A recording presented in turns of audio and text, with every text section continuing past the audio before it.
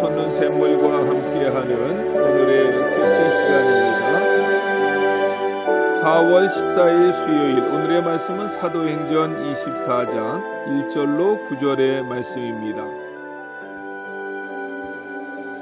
닷새 후에 대제사장 아나니아가 어떤 장로들과 한 변호사 더둘로와 함께 내려와서 총독 앞에서 바울을 고발하니라. 바울을 부르매 더둘로가 고발하여 이르되, 벨릭스 각하여, 우리가 당신을 힘입어 태평을 누리고 또 이 민족이 당신의 선견으로 말미암아 여러 가지로 개선된 것을 우리가 어느 모양으로나 어느 곳에서나 크게 감사하나이다. 당신을 더 괴롭게 아니하려 하여 우리가 대강 여짜옵나니 관용하여 들으시기를 원하나이다. 우리가 보니 이 사람은 전염병 같은 자라. 천하에 흩어진 유대인을 다 소유하게 하는 자요, 나사렛 이단의 우두머리라. 그가 또 성전을 더럽게 하려 함으로 우리가 잡았사오니 당신이 친히 그를 신문하시면 우리가 고발하는 이 모든 일을 아실 수 있나이다. 유대인들도 이에 참가하여 이 말이 옳다 주장하니라. 새로운 아침입니다. 여호와 첸, 하나님은 은혜 주시는 분이십니다. 어제 사도행전 23장에서 살펴본 것처럼 바울을 죽이기 전에는 먹지도 마시지도 않겠다고 맹세한 40여 명의 유대인 암살단과 대제사장들은 로마군 요새 안에 갇혀있는 바울을 어떻게 죽일 것인지 구체적인 계획을 세웠습니다.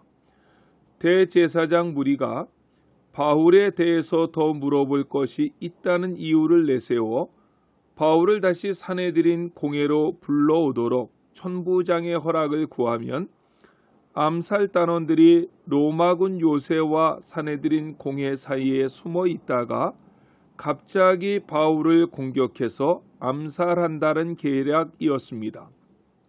그러나 그 음모가 바울의 조카에게 알려졌고 그를 통해 그 소식을 전해들은 천부장 글라우디오 루시아는 그날 밤에 470명이나 되는 로마 군인들을 동원하여 로마 시민권자인 바울을 가이사랴의 총독 벨리스에게로 이송했습니다.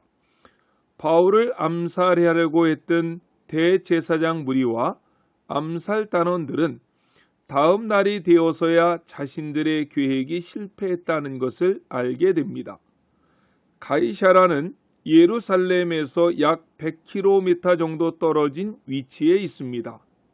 하지만 바울이 100km 떨어진 가이사랴로 이송되었다고 해서 대제사장 무리가 바울을 없애려고 하는 계획을 포기한 것은 결코 아니었습니다. 오늘 본문 1절을 보십시오. 닷새 후에 대제사장 아나니아가 어떤 장로들과 한 변호사 더둘로와 함께 내려와서 총독 앞에서 바울을 고발하니라.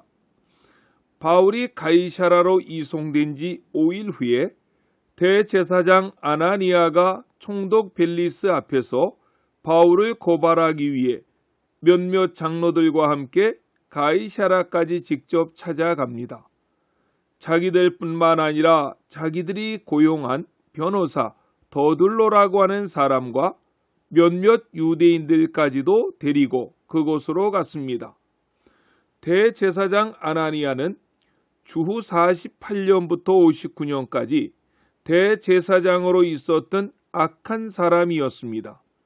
역사가 요세푸스에 의하면 아나니아는 탐욕스럽고 포악한 사람이었고 하나님께 성전에 바쳐진 11조를 몰래 횡령했을 뿐만 아니라 적이 될 만한 사람들에게는 폭력도 행하고 몰래 암살까지 했던 잔인한 인간이었습니다. 대제사장이라면 하나님과 사람 사이에 중재하고 영적으로 백성들을 이끌어가야 되는 지도자인데 암살까지 서슴지 않았다니 도대체 어떻게 된 일입니까? 그러니까 당시 종교가 얼마나 타락해 있었는가를 우리가 엿볼 수 있는 것입니다. 한마디로 이 사람은 하나님과 전혀 상관없는 사람이었고 타이틀만 대제사장이었지 하나님을 이용해서 자기 뱃속만 채우는 종교 장사꾼이었던 것입니다. 그런 불의한 대제사장 아나니아가 바울을 죽이기 위해 여러 명의 고소인단을 이끌고 멀리 떨어져 있는 총독 벨리스의 가이사라 법정까지 찾아온 것입니다. 한글 성경을 보면 대제사장 무리가 고용한 더둘로를 변호사라고 했습니다. 이 말의 원어 뜻은 웅변가 혹은 연설가라고 하는 의미도 담겨져 있습니다. 본문의 더둘로는 법에 대해서도 잘 알았지만 말에도 능통한 사람이었던 것 같습니다.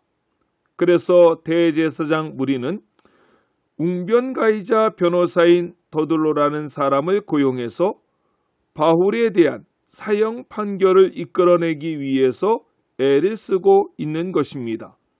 2절로 3절을 보십시오.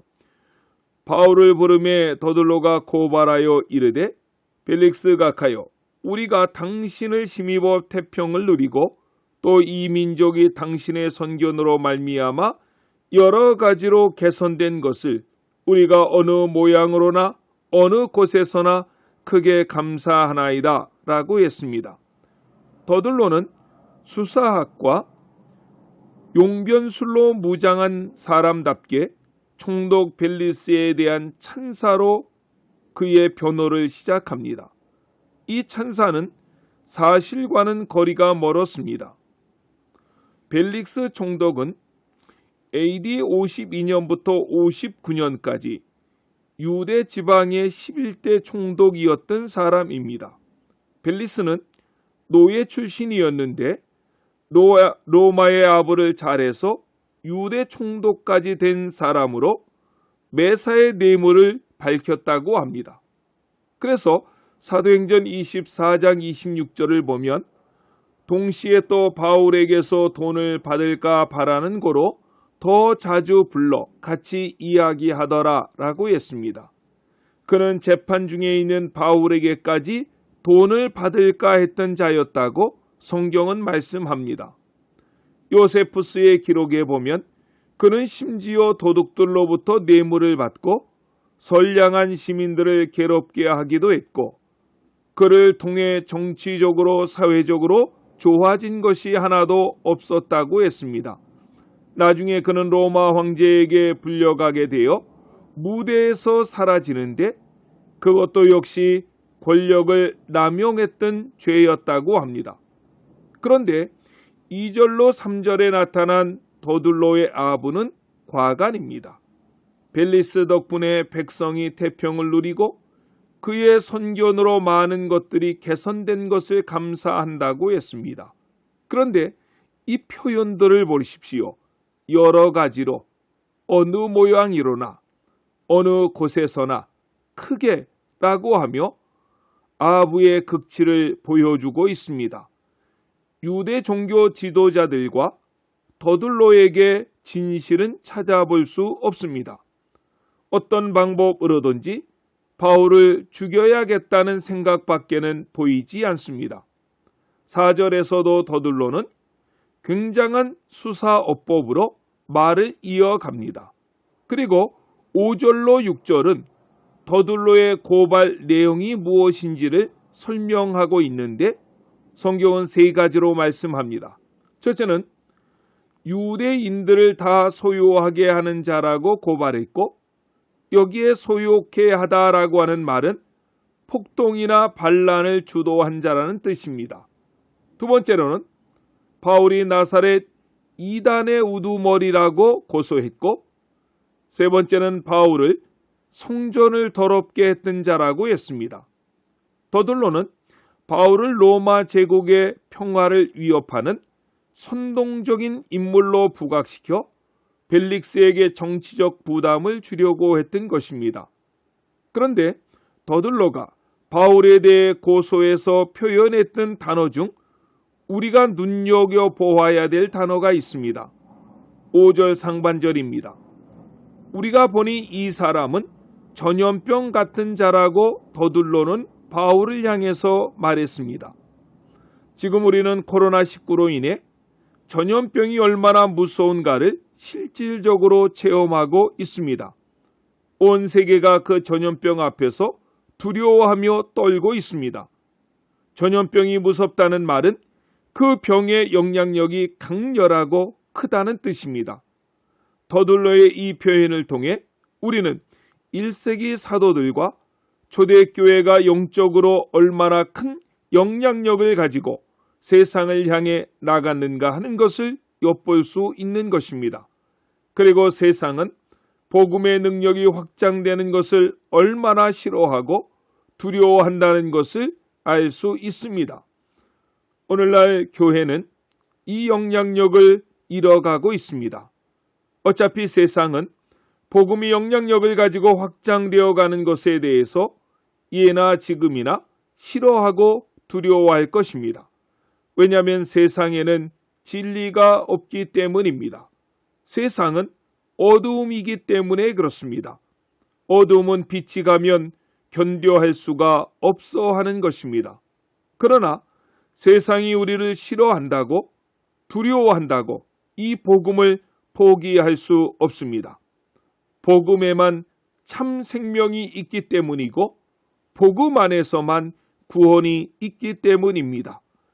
21세기 우리가 잃어버렸던 전염병에 비유할 수 있었던 1세기 복음의 영향력을 내 삶에서 우리의 교회로부터 회복할 수 있기를 예수님의 이름으로 간절히 축원합니다. 아멘. 기도하시겠습니다. 사랑해 주님 감사합니다. 코로나19로 인해서 우리는 전염병이 가진 영향력이 얼마나 크고 놀라운 것인가를 체험하고 있습니다.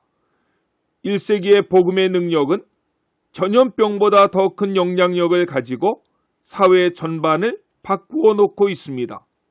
그 복음의 잃어버린 영향력을 오늘날의 교회들이 다시 회복하게 해 주시옵소서. 이 복음의 영향력을 가지고 거짓되고 부패하고 타락한 이 세상을 기초부터 바꾸게 하시고 새롭게 하여 주시옵소서. 그래서 이 땅에서 생명이 넘쳐나게 하시고 구원의 역사가 불과 같이 일어나게 해 주시옵소서. 그 일에 우리 모두를 21세기 사도 바울과 같은 사람들로 주님께서 도구로만 사용하여 주시옵소서. 예수님의 이름으로 간절히 기도드렸습니다. 아멘.